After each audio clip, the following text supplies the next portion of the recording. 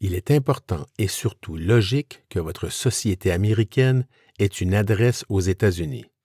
Tout comme une société française doit avoir une adresse en France et une société canadienne doit avoir une adresse au Canada.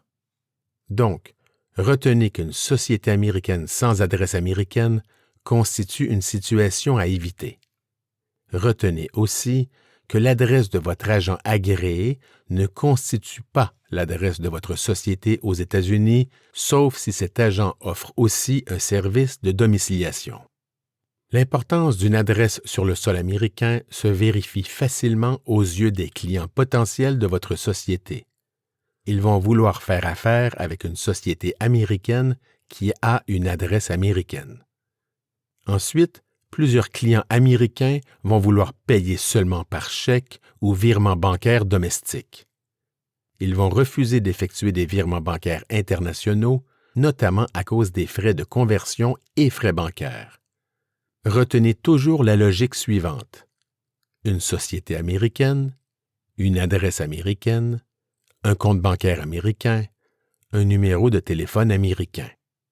S'il manque un seul élément, la logique ne sera pas respectée et vos clients potentiels vont se poser des questions. Le raisonnement est semblable en ce qui concerne les fournisseurs de votre société.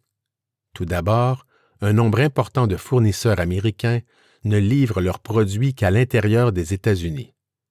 Il est donc important que vous choisissiez une adresse qui accepte de telles livraisons. De plus, le raisonnement s'applique aussi en ce qui concerne les banques américaines. Elles ont plusieurs exigences, notamment au niveau de l'adresse de votre société qui doit être située aux États-Unis. Maintenant, pour fin postale, parlons du format d'une adresse physique sur le sol américain.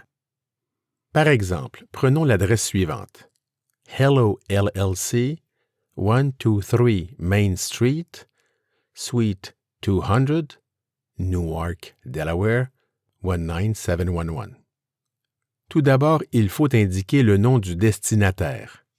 Il existe une différence importante entre le système postal américain et, par exemple, le système français. En France, le postier ne livre pas à une adresse, mais plutôt à une personne. S'il ne connaît pas le destinataire de l'envoi ou si le nom du destinataire n'est pas apposé sur la boîte aux lettres, le postier français ne livre généralement pas l'enveloppe. Aux États-Unis, le postier ne livre pas à une personne, mais plutôt à une adresse. On peut donc indiquer Père Noël ou Monsieur Personne sur l'enveloppe, et le courrier sera quand même livré par le postier américain. Ensuite, on indique le numéro d'immeuble suivi du nom de la rue. S'il y a un numéro de bureau ou d'appartement, il va apparaître après la rue ou sur la ligne en dessous. Il existe plusieurs façons d'identifier une unité interne, notamment les suivantes. STE, version courte de suite. APT, version courte de apartment. Signe dièse, également appelé hashtag ou symbole dièse. Sur la ligne suivante, on y trouve le nom de la ville suivi de l'acronyme de l'État, 2 lettres, et du code postal, qu'on appelle zip code aux États-Unis. Il est très important d'indiquer le nom ou l'acronyme de l'État après la ville. Par exemple, il y a au moins 10 États américains qui comptent une ville nommée Newark.